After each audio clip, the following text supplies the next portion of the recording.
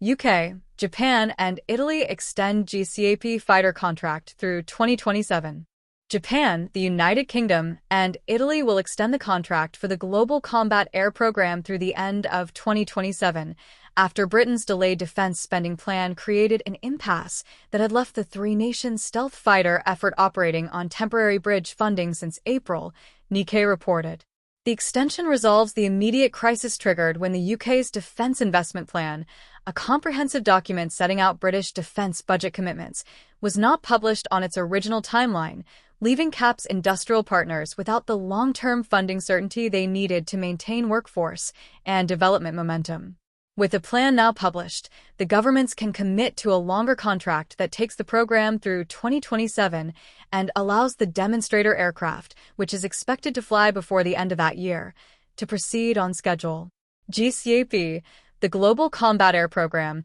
is one of the most ambitious military aviation projects currently underway anywhere in the world, a trilateral effort to design, develop, and deliver a sixth-generation fighter aircraft intended to replace the Eurofighter Typhoon that Britain and Italy currently operate and the Mitsubishi F-2 jets that serve Japan's Air Self-Defense Force. The program was established formally in December 2022, when the leaders of all three countries signed an agreement, and it was elevated to treaty status a year later, when defense ministers signed the convention establishing the GCAP International Government Organization, known as GIGO, the intergovernmental body that manages the program on behalf of the three partner nations. The target service entry date for the operational fighter is 2035, a deadline that Japan in particular has treated as non-negotiable because it coincides with the planned end of the F-2's service life. The industrial vehicle executing CAP's design and development work is a joint venture called Edgewing,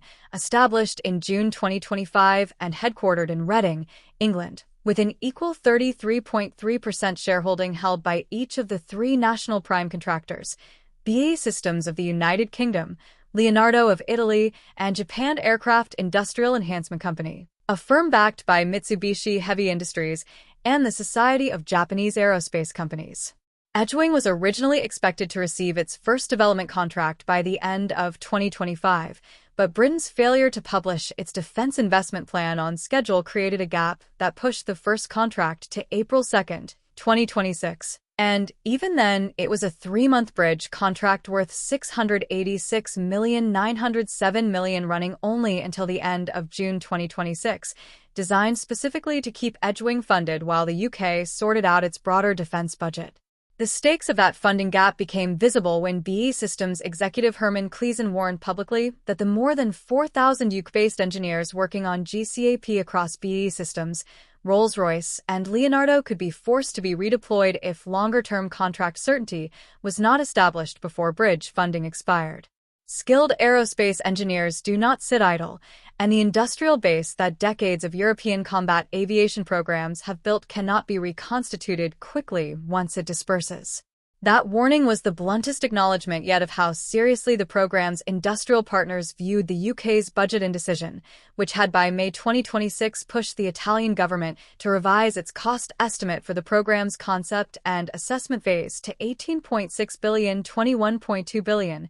roughly 3 times what Rome's parliament had originally been told to expect. The British government publicly signaled its intent to close the gap when, on June 13, 2026, it confirmed that a full international contract would be signed by the end of the month, timed to coincide with a visit to London by Japanese Prime Minister Sanae Takaichi. That contract, and the 2027 extension Nikkei has now reported, follows the publication of the UK's defence investment plan that had been holding up long-term commitment. The UK had committed approximately $2 billion, $2.65 billion to GCAP since 2021 and was preparing to add approximately $6 billion, $7.94 billion more, according to reporting in May 2026. But the formal budget settlement required to release that funding was the missing piece that kept producing successive short-term bridge arrangements rather than the multi-year development commitments the program needed. GCAP has attracted significant interest from potential partner nations beyond the original 3. Canada began participating as an observer in March 2026 following discussions that started in late 2025, and Germany, which has its own troubled parallel next-generation fighter program called FCS being developed jointly with France and Spain, has been examining GCAP as an alternative. Japan has been explicit that it opposes adding new participants if doing so would delay the 2035 service entry target, a position that reflects Tokyo's dependence on the program's timeline to replace an aging fleet it cannot extend indefinitely. Saudi Arabia has also expressed persistent interest in joining, creating a separate set of complications around Japan's export policies and the program's technology security framework. The demonstrator aircraft that is expected to fly before the end of 2027 will be the first British combat air prototype since the Eurofighter Typhoon development era nearly 4 decades ago, and it will test the technologies that are intended to define the full production 6th-generation fighter, including advanced stealth shaping, next-generation sensors, electronic warfare systems, and propulsion technologies that go beyond what the Typhoon represents.